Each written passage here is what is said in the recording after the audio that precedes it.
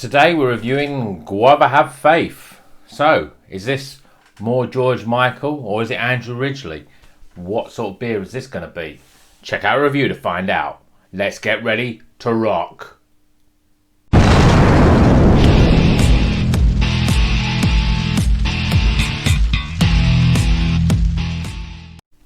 Welcome back to Rocker's Beer Review. Today we're going to Northern Monk and we're also going to Morrison supermarket. This is a Guava Have Faith. It's a guava and passion fruit IPA, at 5.4%.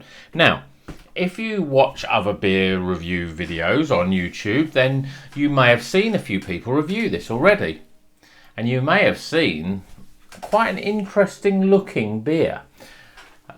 If you haven't, then I'm not going to give anything away. But I'm going to get that beer out of the can and I'm going to put it into this weird glass. Because I think this glass in its sort of globe type shape could be quite relevant for this beer.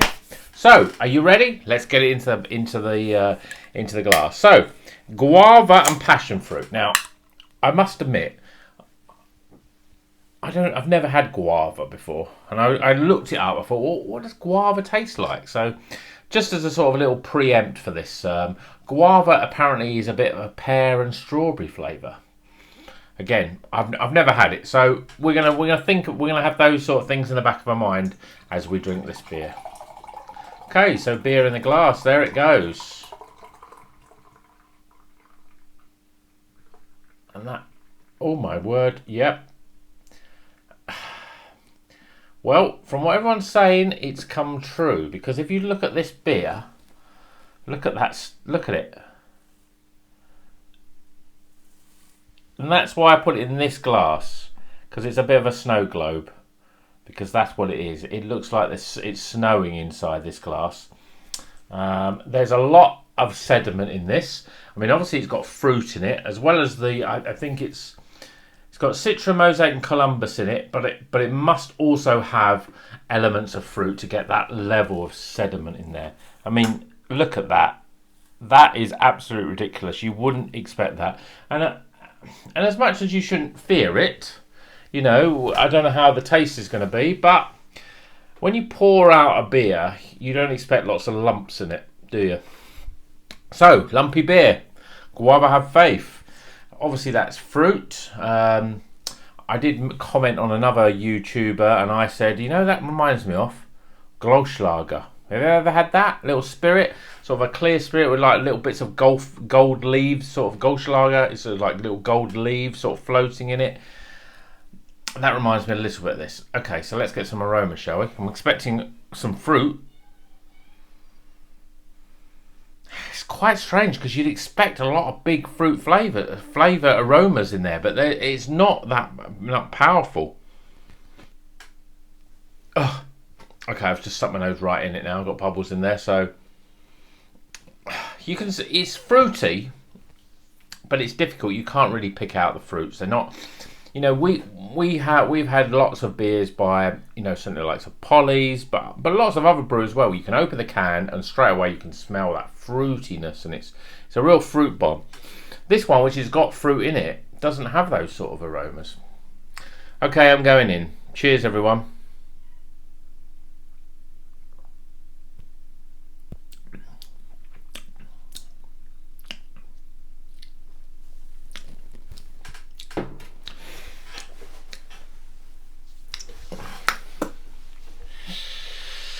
Oh, Northern Monk, what have you done? I love Northern Monk. You may have seen some of the reviews of some other recent new Northern Monk supermarket beers. You may have seen some of the Patron product Northern Monk beers that we've got. All of them reviewed really great. But you might also have seen that Northern Monk Neapolitan ice cream pale ale that we tried, which was horrible. This is more like that than the Patrons projects. It's got a sourness to it. It doesn't say it's sour, but it has that sort of sour fruitiness in there, or like, you know, like a sour or a gose, that sort of beer. It almost doesn't taste like beer. It's the you know, a lot of people say, okay, and if I've said this once, I've said it 100 times. On the channel, we talk about the beers that we drink, and we sort of say, oh, pineapple, grapefruit, citrus fruits, mango, passion fruit. We talk about all those fruits, but none of those beers has any of those fruits in them. It's not as if they've sort of like brewed the beer and then chopped up loads of fruit and stuck it in the mix. It's not that. It's just the fact that the hops have certain flavour characteristics of those sort of fruits. This is obviously different. I'm going to have another look at the can. Gotta have faith. It doesn't say that it's got fruit in it, but it must have fruit in it. Oh, here we go. No, it's got ingredients: water, malted barley, oats, lactose, guava, passion fruit. So it has got the actual fruit in it, and I think that ruins it a little bit because it tastes more like an alcoholic fruit juice. That's what it tastes like. It doesn't taste like beer. I mean, look at it. It's still loads of sediment and stuff going on in there. No, the head has literally disappeared. It's not unpleasant, but I don't know if it's the fact that that sediment in there is very off-putting. And I think for anyone that looks at that and goes, oh, that looks quite interesting. Guava, have faith. Oh, yeah, is that like the George Michael song, Gotta Have Faith? Yeah, oh, that's interesting. It's a nice bright can. And oh, it's got guava and passion fruit. Oh, it's fruity. Oh, it's going to be exciting. That could put you off, you know, your non-traditional beers because of that.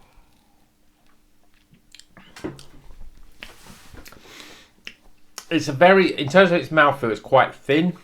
It doesn't really have, you know, even though it's got oats in it, it's a bit thin. There's the carbonation. It almost tastes like it's sort of flat. It doesn't really. There's no real carbonation in there.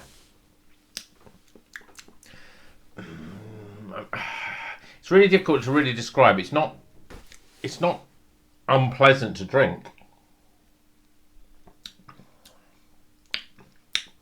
but it has that tartness. Guava, pear and strawberry. I'm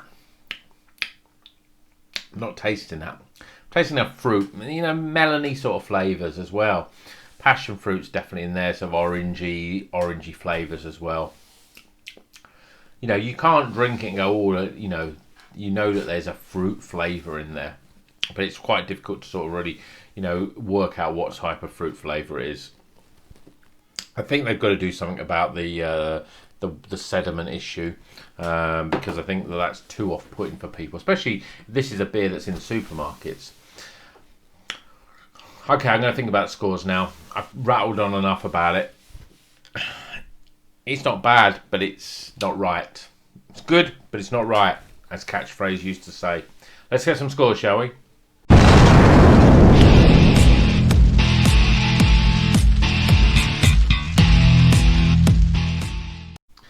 Okay, the scores are in for Northern Monk's Guava Have Faith, and it's a Guava Passion Fruit IPA coming in at, whoa, it's a lively one, this one, coming in at 5.4%.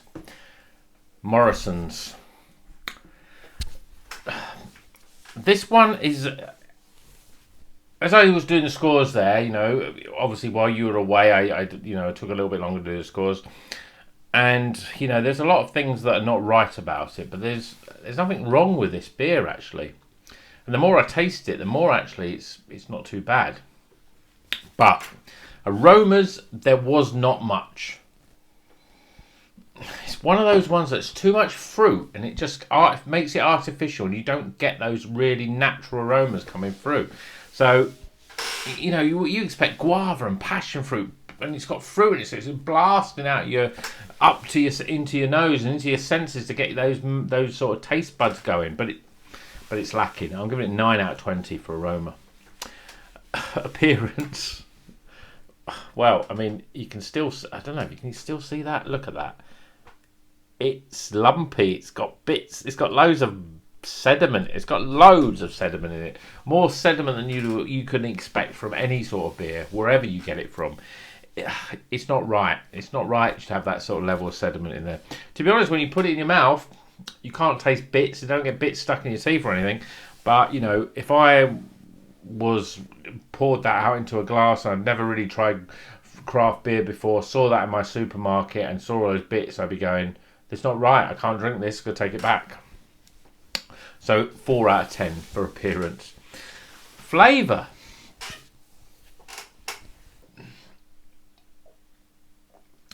I'm telling you now, I'm not going to pour this down the sink. It's not bad. Flavour wise, it's fruity. The body is a little bit, you know, there's no levels of carbonation. It's a little flat on that front. There's no sort of, you know, no head to speak of. Mouthfeel, it's a bit thin. It's lacking, but there's nothing on it that's disgusting and horrible. So, flavour-wise, I'm giving it a 30 out of 40. Still pretty reasonable. Value for money? Well, if it was right, you know, it's £3 can. That's not bad. Big 440ml can. You know, it's 5.4%. We know it's got Citra, Mosaic and Columbus in it. It's got fruit in it. You know, they're putting a lot of stuff in that. It's just that all the ingredients just don't really work together. I'll give it 8 out of 10 for value, though. Overall experience. Wow. It's certainly been an experience. It's not unpleasant. I would not drink it again unless I'd seen other people review it, say they've sorted it out a little bit. They've balanced it out. I think the Morrisons will probably, you know, they'll probably go, "Oh, I'm not sure we should have this on our shelves." But people come back and say it's got lots of bits in it. So I wouldn't want to drink more because I don't like artificially fruit in my beer. I like fruit flavours, but I don't like when they put fruit in a beer. It doesn't quite work for me. It's trying to do two different things. I wouldn't drink it again. I wouldn't drink more than one of them. I'm giving it a 12 out of 20 for overall experience. So we took those scores up, and it's still a Bon Jovi beer. 63 out of 100. It's a Born to Be My Baby. It's a runaway.